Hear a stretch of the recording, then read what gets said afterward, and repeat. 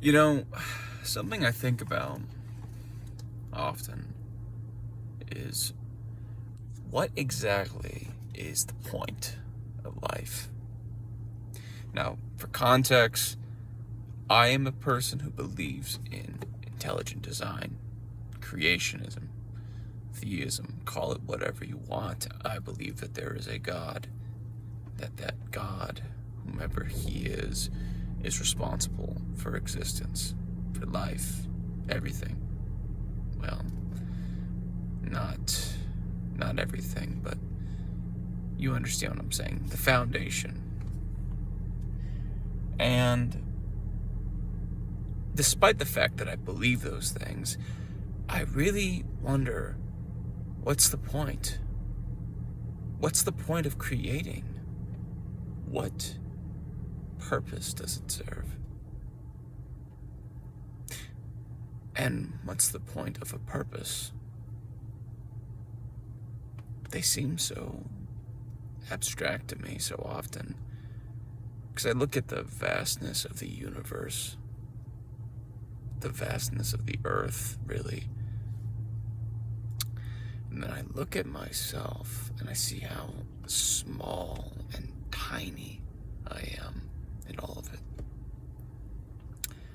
And truth be told, I am small and tiny to all of it. If we're going to be completely honest in the grand scheme of things, even from the perspective of a theist, which again, I claim to be. I consider myself a theist. What's the point? Why? Lots of people have told me lots of different things. People say God created us for his own glory, for his own pleasure, for his own delight, for the sake of creating, because he wanted to. I don't disagree with any of those assertions, or those assertions, excuse me. But,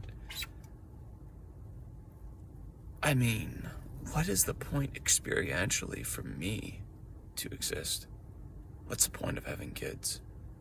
What's the point of building up wealth, building up treasure here on earth if I know one day I will die and it will all become dust, dirt?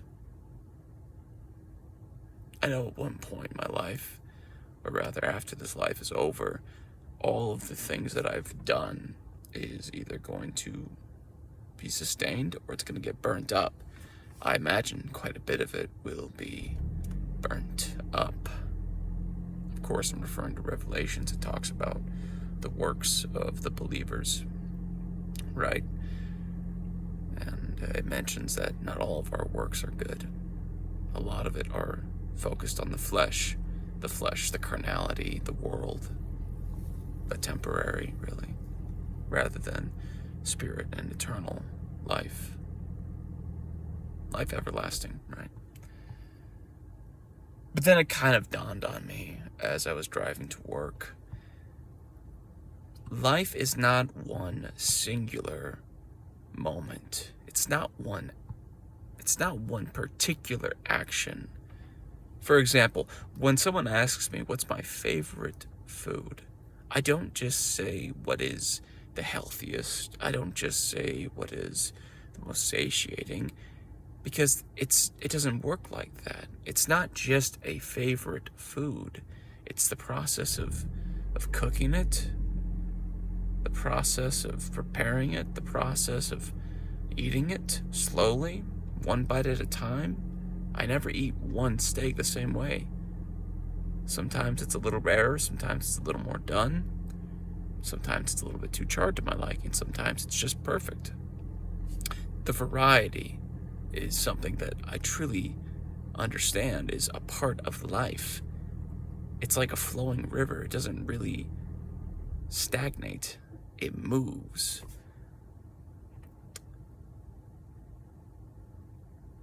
When people ask me, what's the point of existence? And they're asking from the perspective of someone who is not a theist, i.e. an anti-theist, someone who doesn't believe in a God. They believe everything is as it appears to be, and, well, I'll debate them and I'll disagree with them, and that's fine, but they'll say, what's the point of me living?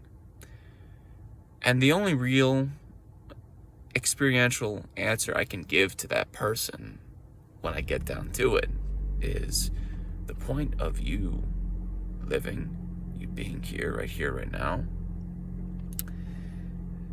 is you have an impact on things. You do.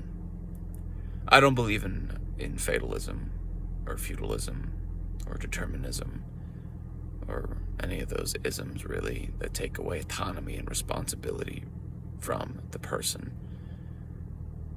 And I have my logical reasons for that, and I may not be very good at articulating it, but I have my predispositions, right? Excuse me. But, I'm losing my train of thought here. Sorry. Going back to those isms. Regardless, you have an impact on things. Your actions matter. Your thoughts matter. In a good way. In a way that I can only imagine is good. And if you were to disappear from existence, even if you argue that your disappearance would be a microscopic aberration to all of the universe, it would still have an impact. There are no coincidences. There are no accidents. There are no anomalies. Clearly, it can be inferred there are none like that at all. At least that's what I've determined for myself to be true. So to the person who is wondering and struggling, it's the beginning of the new year, and you're doubting why you continue to live. And truth be told, we live in a hard system, an unfair system, rigorous and unforgiving. But it doesn't have to be this way, and it can get better, and I have hope that it will get better. So please don't quit.